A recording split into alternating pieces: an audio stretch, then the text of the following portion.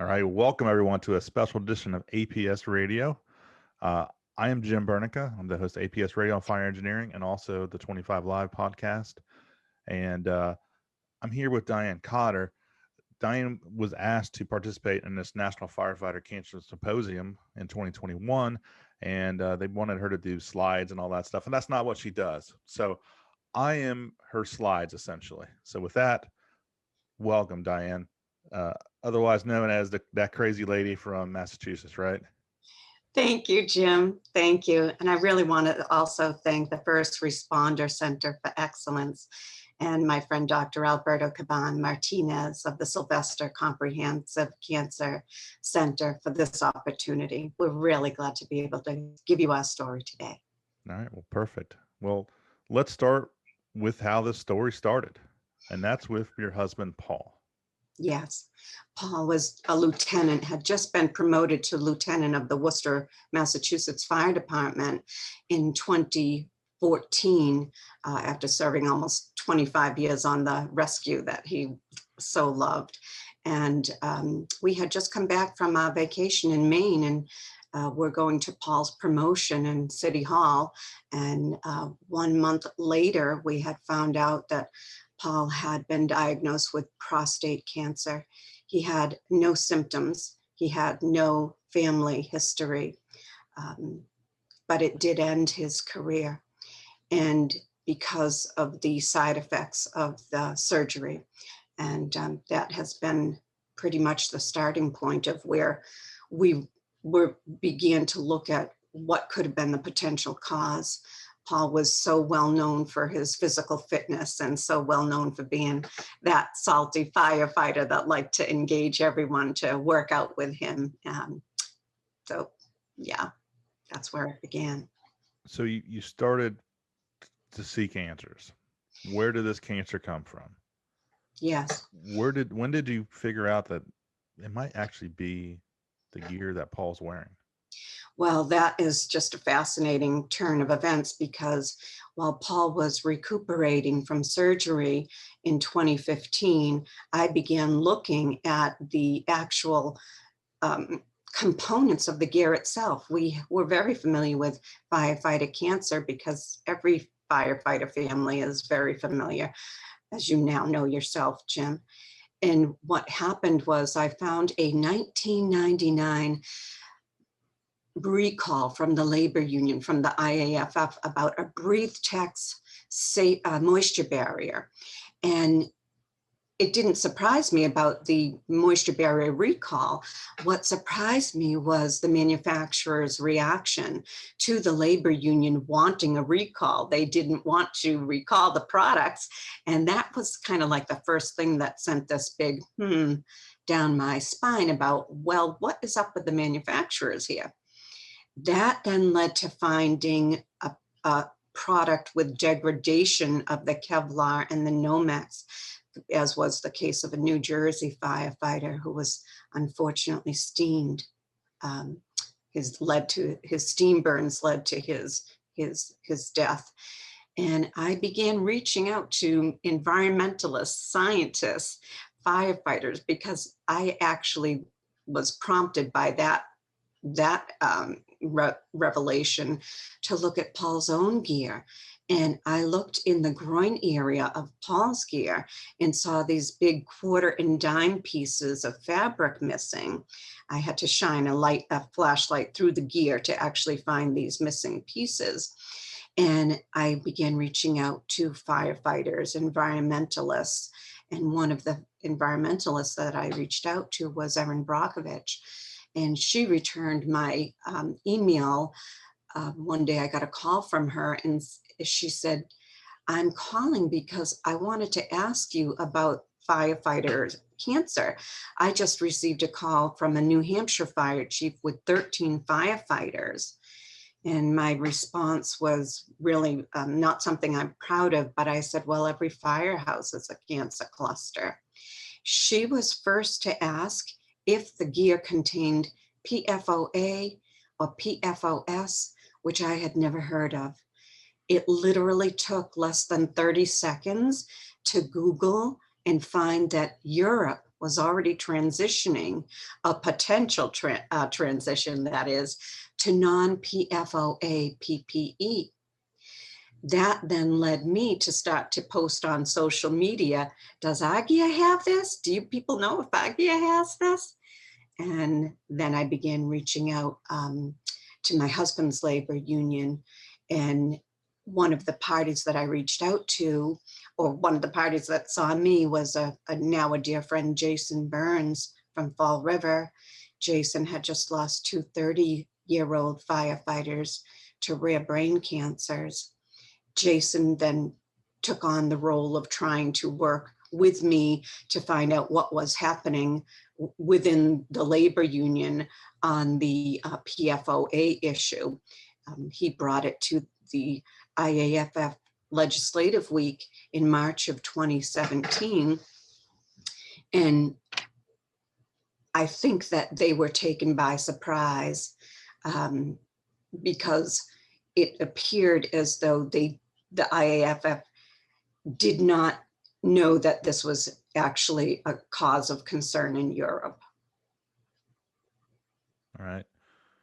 Let's fast forward to March of 2017 when you write the Real Cancer in Your Gear article, and that gets published. And I know at this point in time it's been downloaded tens of thousands of times, but can you talk to me about that article and then really the fallout of that article? Yes, the Real Cancer in Your Gear. I had been trying to message any type of buyer service that I could through Facebook Messenger. I'd send out 200 messages a day, and then I'd get kicked off of Facebook for the day. But then I'd start up again the moment that I was out of Facebook jail. And one of the parties that I wrote to was John Marr, editor of Station Pride. And he said, I don't know if you're crazy or what, but write me an article. And I said, well, I'm not a writer. He said, you don't have to be. I am, and I'll help you. So I wrote John a very long article, and he said, I can't publish this, Diane. It's way too long, but I can't leave anything out either. He said, but I have to fact check everything you say. I can't put myself in danger, and I can't put you in danger if what you're saying is not accurate. So he did. He came back we'd go back and forth a number of times, and he would then publish the Real Cancer in Your Gear. And in one day, we saw that it had over 4,000 shares, and not one question. And it had firefighters tagging other firefighters and tagging fire departments, but nobody would ask the question, could she be right? And that really was when things started to take off, and we began having a platform through, at that point, Station Pride. And then I began to go on and get my own platform on social media, Your Turnout Gear and PFOA. Nice little plug there. Follow her on Twitter and Facebook. Now, shortly after this, there was a response from the industry, correct? Oh boy, right after that, within 9 days after that initial article, I hadn't seen this response until maybe a year ago, but Lion Gear came out with a series of emails to other vendors that they work with, and they were calling for information in case they need ammo. What was so troubling about that series of emails is that Lion Gear at that point in time had no science to base their judgment off of, or their statements. What they were using was science from a study done on rainwear, on Patagonia rainwear, not on your technical firefighter gear. And we just saw that this fantastic chain of emails was just stunning, because we were so disappointed in the organization that prided itself on the not in your house, mantra of firefighter cancer. And that really was an eye opener. That was one of the many, many eye openers that we'd experienced along the way. But the Real Cancer in Your Gear article then opened up the door for many conversations on Facebook. And that would lead to us soliciting Robert Ballot, attorney Rob Ballot, DuPont's worst nightmare. And that came about because after realizing that there could be a potential danger to firefighters, we really wanted to know what chances we had, if any, of restitution for firefighters, because I had by this point already purchased the initial set of brand new never worn turnout gear. And I had been able to communicate with a series of scientists who connected me with Dr. Graham Peasley. Dr. Peasley instructed me on how to send him the samples that he would test this turnout gear. And I'll provide in our discussion later the actual results of that. These results were so shocking that he had to count the fluorine in volume. He couldn't count it in his regular method of parts per million or billion or trillion. And that then led me to search for someone that would help us legally. And I Googled PFOA and DuPont, and what popped up was the New York Times article, DuPont's Worst Nightmare. After about 160 email attempts to Attorney Ballot, I partnered with another firefighter with prostate cancer, my friend Fire Chief Jeffrey Harms. And Jeff wrote a very compelling letter to Attorney Ballot. And that's the reason that I believe that we have Attorney Ballot, is because of Fire Chief Jeffrey Harms.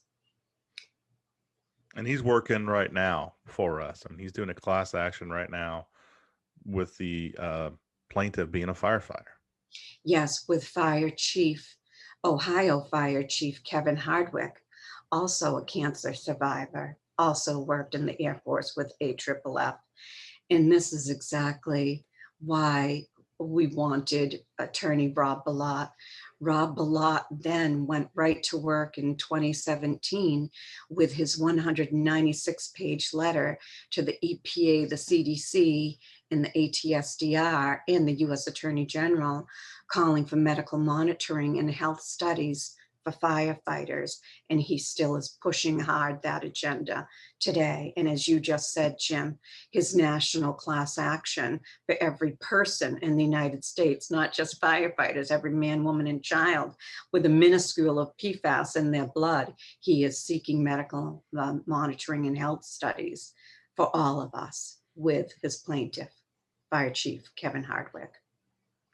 I want to step back real quick because you mentioned before you put out your article, the industry puts out their information, and being where I'm located in exotic Beaver Creek, Ohio, a suburb of Dayton, in which there's two large manufacturers right there in my town. I remember talking to these individuals, and they said the things, and there's probably people in this room that are listening right now have probably heard where they say, well, that stuff is in legacy gear 2015 before, or that chemical, we don't use that anymore. We use PFAS and it's safe, or it's in trace amounts. So we heard that for years, and I'm still hearing some of that stuff.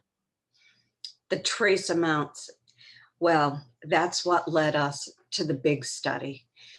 And the big study came after our initial findings with Dr. Peasley. And at that point, he said, Diane, you may want to look further into a bigger study. And at this time, I was still screaming like a lunatic, but gathering a little bit of momentum now.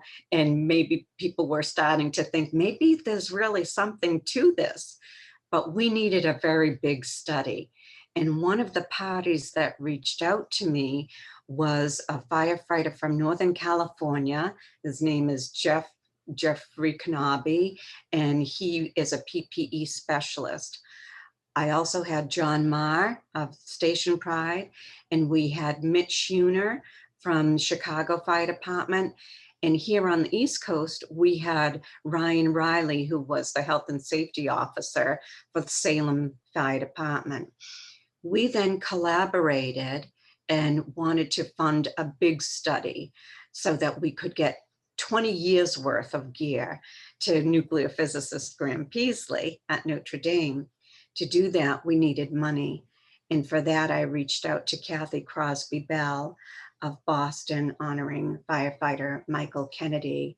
And Paul and I traveled to Boston and met Kathy one day at Florian Hall, told her what we were up to, and immediately she said absolutely she would want to support our efforts. And she is the reason why we had the study. She's covered all of the commercial testing for us, while Dr. Peaslee has literally worked since 2017 pro bono on this issue. And that's how we got the study to confirm our fears, which were that the gear had not only PFOA, but it had a vast array of other PFAS with the new regrettable substitutions that they're called. And that actually hit the media in 2020. That was June 2020, our study was published. But prior to that, we've had a lot of shenanigans that had occurred within the fire service. And sadly, it was truly an effort of the previous administration of the labor union that was stymieing my efforts and the efforts of people that were working closely with us to educate the front line on this subject. We would see that firsthand in April of 2019, when Lion Gear would publish All You Need to Know About PFOA. And it was shocking that we would see that the IAFF had seen this study and supported that there was not enough PFAS or PFOA to worry about. Thankfully, Jeff Kanabi, my partner, wanted to investigate further. And the only way you could see the study is if you called Lion Gear. Lion Gear's Andy Schwartz and his team flew to Northern California, where Jeff was able to see the study. While there in Northern California during this meeting, a third party would call in, and this would be Dr. Paul Krostowski, who was the consultant on this study. The study was done by Exponent, which is a non-peer-reviewed study, as opposed to peer-reviewed by the science journals. At any event, Dr. Krostowski would tell Jeff Kanabi that he shouldn't worry about the side chain polymers because they were too big to go through his skin. They were like volleyballs and tennis balls. We would see that exact same language in January of 2020, promulgated by the Health and Safety Division of the Schaeferger administration of the labor union.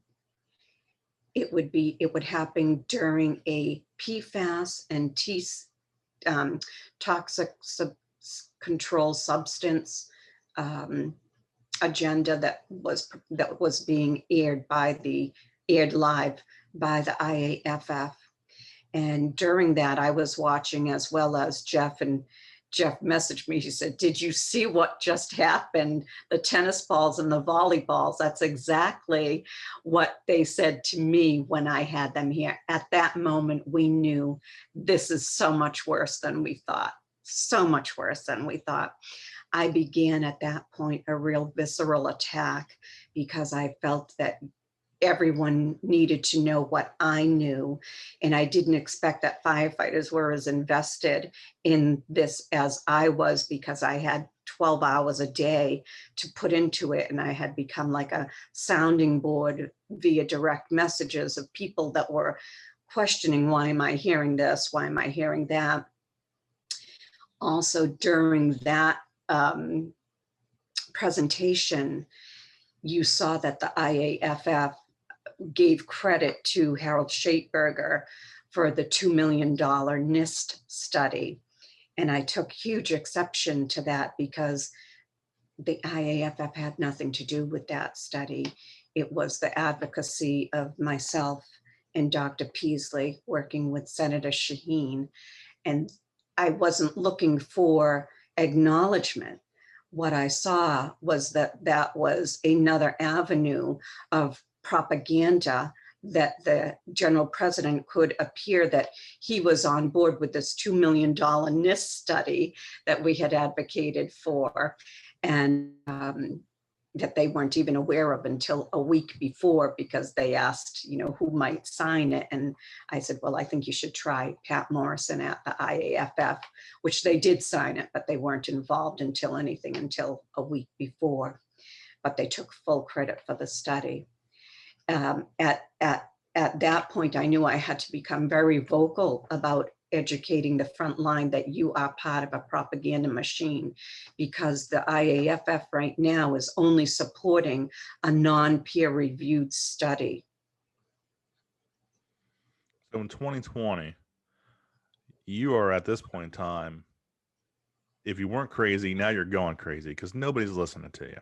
You're having a difficult time. You're shouting from the mountains, and just not, people aren't seeing what you're seeing, or they're looking the other way, whatever it may be. But you fast forward to really January of this year, and all of a sudden you actually have some allies. And we went to the IFF convention, and several things happened there of significance regarding this topic. There was a resolution 28, which called on the IFF to no longer accept sponsorships from the chemical industry, textile manufacturers, or PPE manufacturers that use toxic chemicals and PPE. That passed in January, 1,536 to 10. That came from Fall Rivers, Jason Burns, and Sean Mitchell of Nantucket, your state. And then along with that, there was another resolution 31, that calls on the IFF to actively oppose the use of PFAS in turnout gear and to seek independent testing of PPE currently available to determine levels of PFAS and ability of these chemicals to penetrate the skin. That passed 1,472 to 4. And that came from Florida area, which all of you guys and gals are at right now. So, you know, thanks to Ron Glass and those guys that helped out with that. And the other thing of significance is we got a new president also from where you're at, and he's been supportive of this stuff. He's been so supportive, Jim. Since 2017, I began reaching out to Ed Kelly, and he has pushed me along in ways that I have to say I've been embarrassed at some point in my visceral reactions to things that haven't gone quite my way. And Ed has completely acknowledged my passion and said, you have got to keep fighting, Diane, because we have got to get to the truth. So along with that, after this happens, there's actually some change. All of a sudden, some manufacturers are out there. They have outer shells that are PFAS free.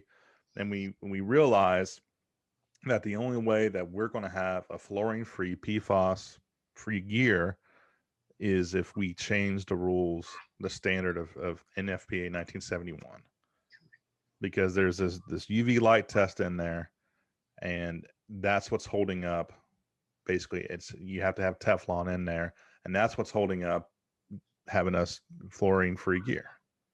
So I know several years ago you put in a TIA. I did. It did not go anywhere. Correct. And having been involved in this current process, I mean, it is a heck of a process to even get it seen. But and this is kind of just giving the viewers an idea of what's happening right now. Later on this month in June, The NFPA set 1971 is going to be meeting, discussing this TIA that was submitted, and it was actually signed by President Kelly. And it's going to be hopefully viewed at the Standard Council meeting in August. And there's going to be an opportunity for public comments. And that's going to be that's where we can start and hopefully end this revolution to where we actually get rid of this stuff out of our gear. So you'll see it on Facebook and Twitter and MySpace and Tinder and whatever social media you use. It doesn't matter. This stuff is going to be on there. We're going to be pushing for your help because we have to have these comments in that public comment section to really give us a chance, because where we had all these numbers in the IFF, 1,472 to 4, now all of a sudden these committees, I mean, they have the manufacturers, they have the chemical companies on there. So it's going to be an uphill fight to get this done. I couldn't support your statement more, to be honest with you, Jim. And I want to say in 2020, we did get the cavalry, and they came from Nantucket. And I'm so grateful to Sean Mitchell and all that he's been able to accomplish. I'm so grateful to all of the allies. I'm so grateful to all of the messages that come in on a regular basis, that people see that the efforts that we're producing. But truly, this is the coup de grace will be to remove that fallacious xenon light test that even Jeff Stahl, the chemist, said himself back in 2006. We saw that first xenon light test from 2006. So yeah, that definitely needs to go. So we are knocking on a door, Diane. Yeah. Of finally giving you a break. I've read this before where you said you want to get back to your family. You've dedicated over 5 years to this issue, to an issue that never should have been in the hands of a fire wife. Mm-hmm. You're a grandmother, and you're taken away from being a grandma a lot of times, dealing with all this stuff every single day, emails, phone calls, texts, all that kind of stuff. So, I mean, we are that close. A little bit of work will finally get this done, and you'll be able to be that grandma, and to have that validation that you may be a little crazy, but not completely crazy, right? Correct. All right. Correct. So, but that's probably still not the end, I'm guessing. Maybe you'll take a break, but I have a feeling that you still want to know more answers. We do. I think that the fire service is absolutely owed an explanation. We've been pushing for hearings on Capitol Hill with our congressionals. We really are owed to know who knew what and when did they know it. And it's really not enough to write forward-looking legislation to protect firefighters. Who's going to pay for the turnout gear for the city of Worcester if they need to replace 400 sets of gear times 2, or for Fall River, who's an environmental justice community? These are the things that we want addressed. And we can't just look at firefighters having a closer incidence to cancer because of products of combustion. We really have to look at these products of deception. Perfectly said.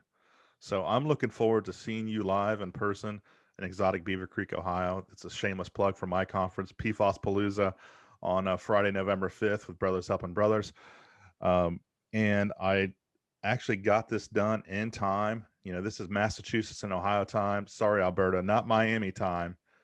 We actually do stuff in our slotted period. So thank you again, Mrs. Cotter, crazy lady from Massachusetts. We all love you and thank you. And we want to be in this position to where we're actually looking at the possibility of PFAS-free gear if it wasn't for you and just your tremendous, tremendous work.